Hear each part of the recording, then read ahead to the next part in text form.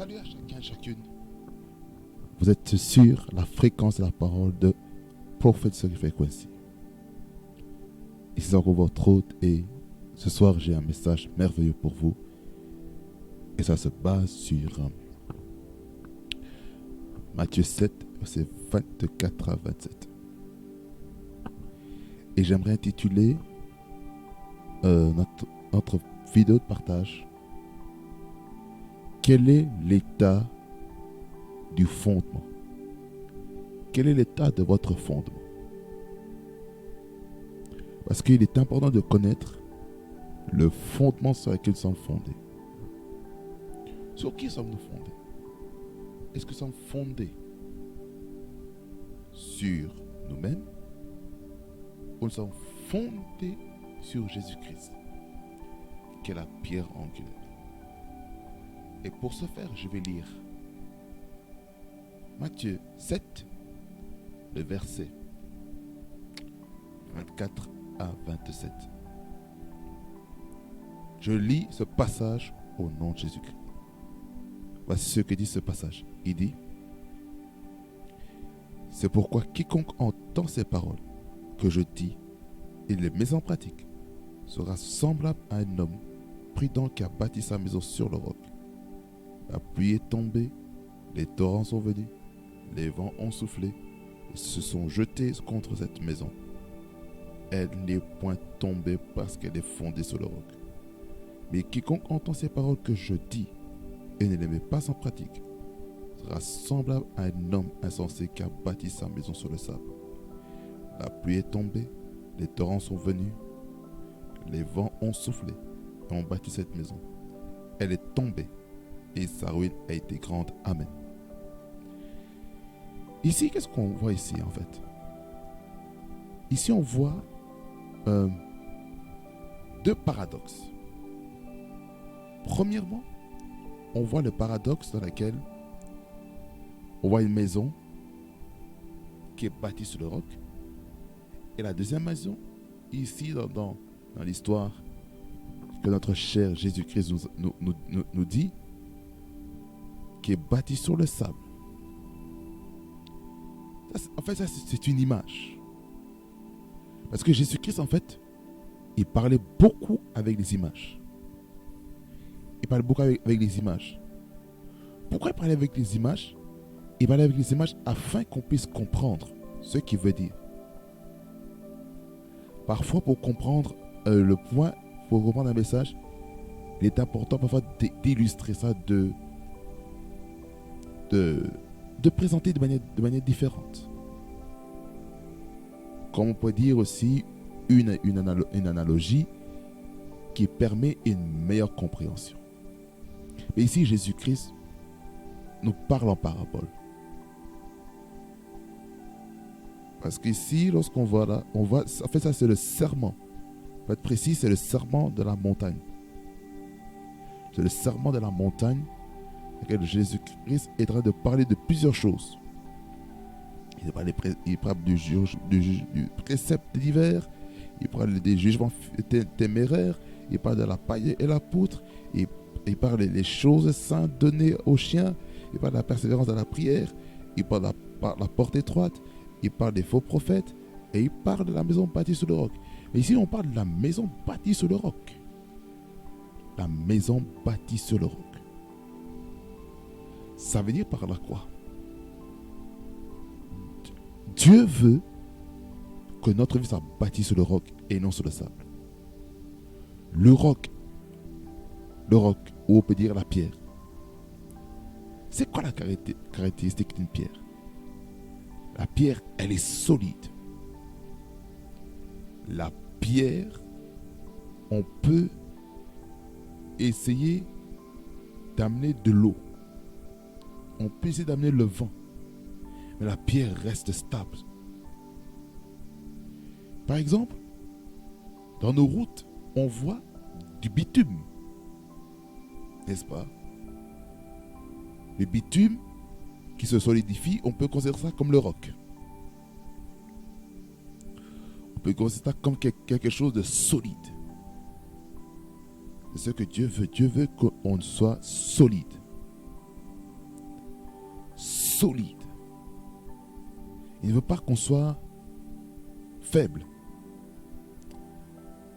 Le roc, en fait, ici, ça symbolise la stabilité. Lorsque le roc est stable à un endroit, peu importe ce qui peut arriver, mais la pierre va rester au même endroit. Écoutez-moi bien. La manière de construire une maison à 2 étages ne sera pas la même que construire une maison à 3 étages. Là, ici, vous êtes d'accord. On ne peut pas construire une maison à 2 étages avec un fondement de 3 étages. Ça veut dire que pour avoir une stabilité, nous devons faire attention au fondement. Comment sommes-nous fondés? Comment sommes-nous bâtis, bien-aimés dans le Seigneur? Est-ce que on est assez profond avec le Seigneur? Ça, c'est la question qu'il faut se poser. La profondeur. Est-ce que nous connaissons suffisamment bien les Écritures? Cela est très important. La connaissance des Écritures. Est-ce que, lorsque tu lis la parole, est-ce que la parole que tu lis, est-ce qu'elle est profonde? Est-ce que la parole te touche? Est-ce que ta parole te touche lorsque tu lis la Bible? C'est très important. Est-ce que la parole que je lis, est-ce que ça mène un shift? Est-ce que ça mène un changement dans ma vie?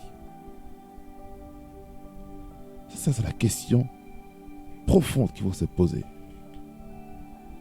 Est-ce que ma vie est stable dans les Écritures? C'est important. C'est important d'avoir un bon fondement. Si on n'a pas de bon fondement, là, il y a un problème. Il y a un sérieux problème. Nous devons avoir un bon fondement. Regardez. Le verset 24, nous relisons encore une fois le verset 24. Il nous dit, c'est pourquoi quiconque entend ces paroles que je dis et les met en pratique et sera semblable à un homme prudent qui a bâti sa maison sur le roc. Voyez? Ici, on parle plus par rapport à l'application de la parole. L'application de la parole est très importante. L'application de la parole, c'est la sagesse. Un homme prudent est un homme sage. C'est ce qu'il est en train de dire ici. La prudence nous fait comprendre qu'il faut être sage dans les choses qu'on entretient. Allons-y doucement. C'est pourquoi quiconque entend ces paroles, ça veut dire que la parole est adressée à tout le monde. À ceux qui croient au nom du Seigneur Jésus-Christ, à ceux qui ne croient pas au nom du Seigneur Jésus-Christ. Tout le monde est concerné par la parole. Tout le monde est concerné. C'est pour dire que personne n'est exclu. Nous avons tous les oreilles pour entendre la parole. C'est très important. Quiconque entend. Entendre, c'est quoi? C'est il y a écouter, il y a entendre.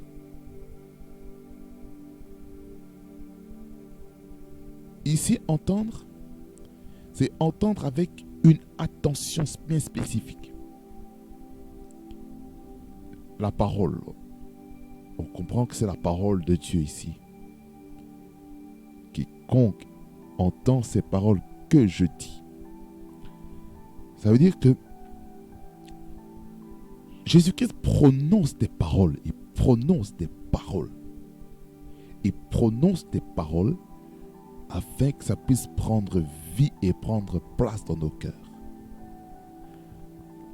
Ce que Jésus-Christ veut, il veut que la parole de Dieu soit profondément ancrée dans notre cœur.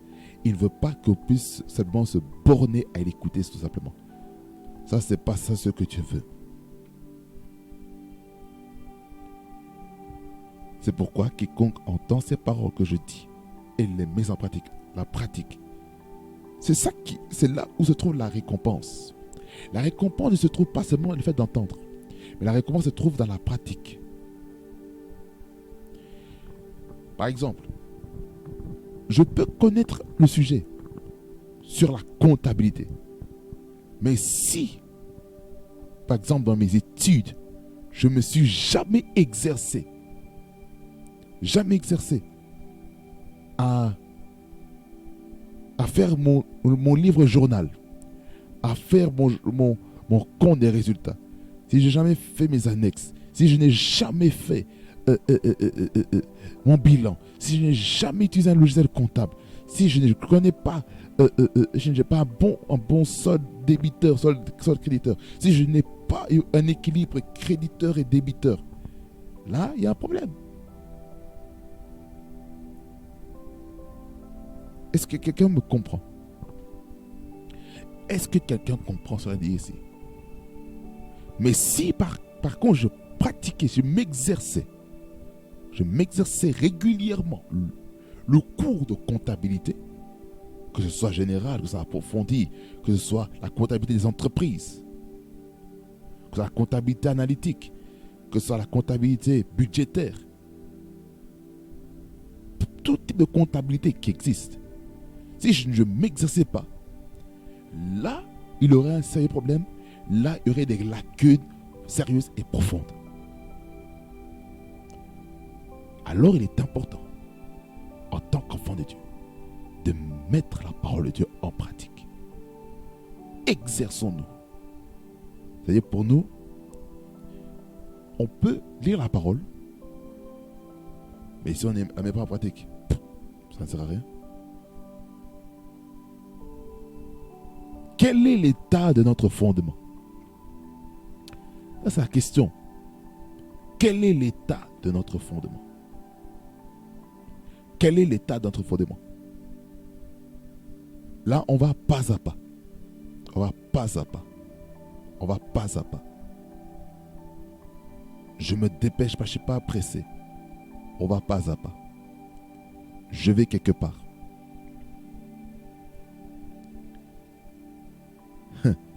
Nous devons être prudents. Nous devons être prudents. Nous devons être sages lorsqu'on met la parole en pratique. Et cela veut dire que lorsqu'on écoute la parole, lorsqu'on entend la parole de Dieu, nous devons prendre le temps. Nous devons prendre le temps de discerner. Qu'est-ce que la personne est en train de dire? Est-ce que ce qu'il a de dire contribue à mon édification spirituelle ou pas? Est-ce que ce qu'il raconte là, est-ce que c'est vrai ou c'est faux? Soyons bien aimés dans le Seigneur, comme les chrétiens des Bérets. Ah, les chrétiens des Bérets. Vraiment, Paul et Barnabas étaient vraiment contents de faire le ministère là-bas, de faire l'œuvre de Dieu, d'enseigner. Pourquoi? Parce que ils prenaient le temps d'analyser les Écritures. Et c'est ce qui manque. La plupart des enfants de Dieu aujourd'hui, ils ne prennent pas le temps de revoir les notes. Quand était la dernière fois où vous avez relu vos notes? C'était quand? C'était quel jour? À quel moment? Il faut se dire la vérité. Et certaines personnes, pour redire le message, ils n'écrivent rien, mais ils écoutent. Et certaines personnes sont plus auditifs. Il y a d'autres personnes qui sont plus écrits. Il y a certaines personnes qui sont plus dictatophones. Il y a certaines personnes qui écrivent juste les mots-clés, les versets, les mots-clés de la prédication. Et puis, lorsqu'ils vont à la maison, ils vont essayer d'étudier un peu plus en profondeur par eux-mêmes, en lisant les dictionnaires bibliques, tout ça en fait. Les Strongs, la méthode linéaire pour bien comprendre le contexte, la grammaire, la nature des mots. Vous voyez? Mais ici, pour avoir un bon fondement, il faut mettre la parole en pratique. Pourquoi il faut mettre la parole en pratique? Verset 25. On va vous expliquer pourquoi il faut mettre la parole en pratique. Pourquoi il faut avoir un bon dépôt de la parole de Dieu dans sa vie. Je vais vous expliquer maintenant. Verset 25. La pluie est tombée. Ah, la pluie. Vous savez, les maisons qui est bâtie sur le roc, la pluie vient sur le toit. Imaginez maintenant que vous n'avez pas de toit. Mais la pluie vient, elle trempe tout. Elle vous trempe, elle vous inonde. Et là, c'est le mont, c'est la chute d'eau qui vient du sommet jusqu'en bas. Ça, c'est problématique. La pluie est tombée, les torrents sont venus, les torrents. Toutes ces choses sont extérieures à la maison. Toutes ces choses sont extérieures à la maison. La pluie est tombée. Les torrents sont venus. Les torrents. De quoi on parle ici? Les vents. Ça, ce sont les degrés de vent. Les torrents. La grêle. Que ce soit la neige. Que ce soit des fortes pluies, de fortes rafales de pluie.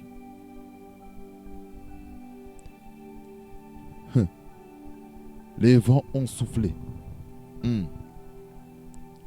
Les défis. Et se sont jetés contre cette maison.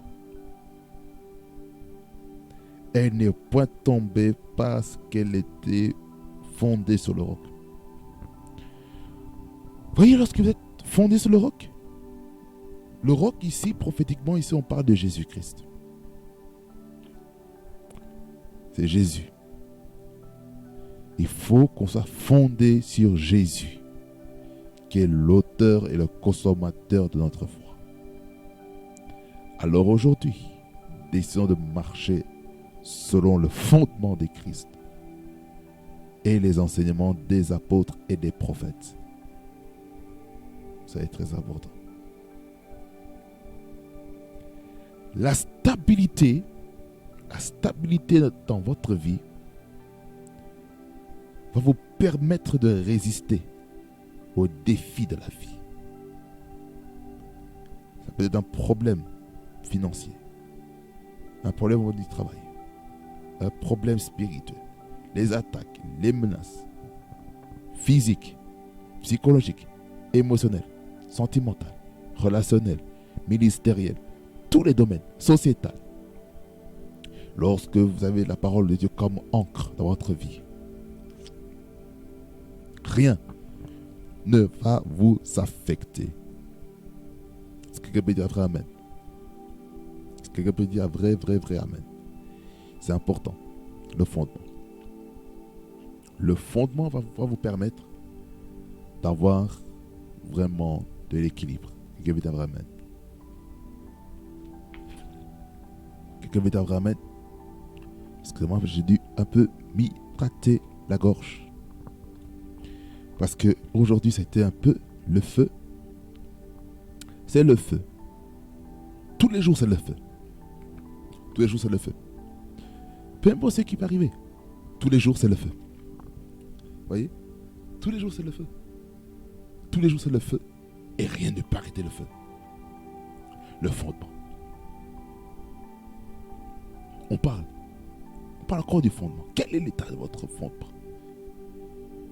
Sur qui êtes-vous bâti? Sur qui votre vie est-elle bâtie? C'est important. Est-ce qu'elle est bâtie sur Christ ou elle est bâtie sur les choses de ce monde? Ça, je vais vous lire, versets 26 et 27. Il y a ce qu'il dit. Mais quiconque entend ces paroles que je dis, eux ne les met pas en pratique, sera semblable à un homme insensé. Insensé, c'est quelqu'un qui n'a pas de sens. La version parole de vie, il dit un idiot. Dans la langue de mes parents, on dit Zoba. Zoba, c'est très fort. C'est très fort ce mot. Je vous assure, quand j'en dis ce mot, ça fait mal, hein? Ça se dégrade. Ça diminue complètement la nature. Ça humilie. Pourquoi? Parce que on a fait des choses qu'il ne fallait pas. On a peut-être réagi, on a fait une réaction qui ne plaisait pas à Dieu. Un insensé qui a bâti sa maison sur le sable. Ah, le sable, c'est l'instabilité. Ça veut dire que lorsqu'on est instable, on ne tiendra pas. Verset 27. La pluie est tombée, les torrents sont venus, les vents ont soufflé et ont battu cette maison. Elle est tombée. Aïe, aïe, aïe, aïe, aïe. Le fait de ne pas appliquer la parole de Dieu peut détruire la maison. Oh là là là là là là. C'est gravissime. C'est gravissime. Il est important de mettre la parole de Dieu en pratique. Il faut mettre la parole de Dieu en pratique. Aïe, aïe, aïe, aïe, aïe. Résultat, que la maison est tombée et sa ruine a été grande. Oh, yo, yo, yo. Tout ça pour dire, hein, lorsqu'on met la parole en pratique, on gagne beaucoup. Lorsqu'on ne met pas la parole en pratique, on perd beaucoup. Aïe, aïe, aïe, aïe, aïe, aïe, aïe, aïe, aïe. Je répète encore une fois. Lorsqu'on met la parole en pratique, on gagne beaucoup. Et lorsqu'on ne met pas la parole en pratique, on perd beaucoup. Aïe, c'est fort. Nous devons faire très attention avec notre manière de vivre, notre manière de fonctionner dans la vie. Nous ne serions pas ce chrétien aujourd'hui qui dit je vais appliquer la parole de Dieu dans 5 ans. Et pourquoi pas maintenant? Applique la parole maintenant. N'attends pas de décéder pour appliquer la parole. Agis maintenant. Parce que dans Hébreux 11, verset 1er, on dit... J'aime dire en anglais. La version dit, la foi est maintenant. En français, dit, or la foi est une ferme assurance des choses qu'on espère, une démonstration qu'on ne voit pas, pour avoir possédé les anciens ont tout un témoignage favorable, tout ça. Mais je ne vais pas aller loin par rapport à ce passage. Hein. Pour vous dire que la foi, c'est maintenant. La foi, c'est maintenant. La foi, c'est pas demain. La foi, c'est pas la semaine prochaine. La foi, c'est pas dans un mois. La foi, c'est pas dans une année.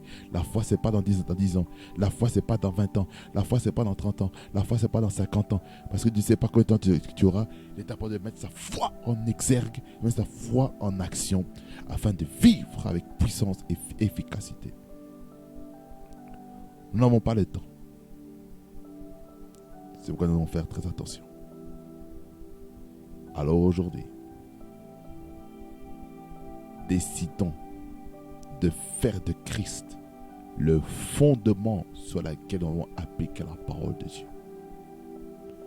Savez-vous, bien aimé dans le Seigneur, que tout ce que je viens de vous dire, ça fonctionne avec tous les domaines. Ici, on parle de la parole de Dieu, n'est-ce pas? Mais écoutez-moi bien. Cette parole fonctionne dans les relations familiales. Elle fonctionne dans les études. Elle fonctionne dans l'emploi. Elle fonctionne dans l'entrepreneuriat. Elle fonctionne dans les médias. Elle fonctionne aussi au niveau politique. Elle fonctionne au niveau médical. Elle fonctionne au niveau religieux. Elle fonctionne dans tous les domaines de notre vie. Elle fonctionne partout. Elle fonctionne partout. Alors nous n'avons pas le droit de dire que c'est seulement par rapport à la parole de Dieu. Vous savez, je disais ça il y a quelques heures au culte familial. Je disais que le fait d'obéir, le fait d'appliquer aux principes bibliques va donner des résultats bibliques.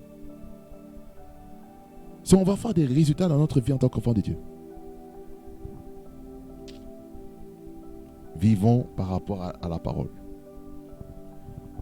Et le diable ne va pas nous cribler comme du froment. Quelqu'un veut dire amen? Que le Seigneur vous bénisse abondamment, qu'il fasse beaucoup de bien, parce que le Seigneur nous aime tellement et il veut que notre vie soit fondée sur le fondement. Amen. Je fais une courte prière et libérer. Père éternel, je crache ta main, je te l'ai encore, Seigneur, pour toutes les personnes qui ont entendu ça, ta parole. Je prie pour toutes ces personnes, Seigneur, qui puissent commencer à appliquer ta parole et la mettre en pratique. Que ces personnes, Seigneur, puissent être des praticiens de la parole, afin d'être bâtis sur le roc. Même s'il y a des défis, même s'il y a des tsunamis de la vie qui peuvent venir s'abattre sur la maison. La maison, c'est aussi une personne. La maison, ça peut être aussi la famille biologique. Ça peut être aussi la famille au sens large. Ça peut être aussi au sens étroit. Seigneur, je prie, Seigneur, pour la stabilité. La stabilité par l'obéissance, par la pratique de ta parole. Au nom de Jésus. S'il y a quelqu'un qui a bâti sa vie, Seigneur, sur le sable, Seigneur, je prie que tu aides à cette personne à rebâtir sa vie sur le roc, à rebâtir, Seigneur Jésus-Christ, sa vie sur le roc par l'obéissance à ta parole. Parce que la personne avait désobéi à la parole, parce que la personne avait retardé l'obéissance. Je prie que cette personne puisse obéir à ta parole, revenir à l'obéissance de maintenant et pas l'obéissance de dans 5 ans, dans l'obéissance dans 10 ans, au nom de Jésus-Christ. Aide quelqu'un à être stable dans sa vie de prière. Aide quelqu'un à être stable malgré les tumultes, malgré les tempêtes, au nom de Jésus-Christ de Nazareth. Je prie, Seigneur, pour un investissement sur le rocher, un investissement sur le fondement. Seigneur, car sans fondement, Seigneur, nous ne sommes rien. C'est pourquoi je prie pour un bon fondement, au nom de Jésus. Repapaya Santa, un bon fondement. Repokotakaya, reprokotaya maiteskapaya, reprokotia masteni brakata, la prokotoya maiskeke bakata, la prokotokabaya Santa. Le bon fondement, afin de tenir ferme contre les ruses du diable. Les bons fondements, ce qui est la parole de Dieu, afin de survivre contre les attaques et les menaces de l'ennemi. Au nom de Jésus, que la gloire, l'honneur et la puissance te reviennent. Toi, les guides parfaits, au nom de Jésus-Christ, que j'ai ainsi prié. Amen. Amen. Amen. Amen. Que ça vous bénisse abondamment et fasse beaucoup de bien. Je vous remercie encore pour avoir regardé cette vidéo. Et que cette vidéo vous bénisse encore abondamment. Et en ce moment, je vous prie de cliquer sur le bouton je vous prie de vous abonner premièrement sur la chaîne YouTube. Même si vous êtes sur Facebook, cliquez la page j'aime. La page j'aime sur la page Prophète Guy Frequency. Cliquez j'aime. Et voyez comment Dieu va vous bénir. Sur Instagram. Faites-le de même aussi, afin d'être profondément béni.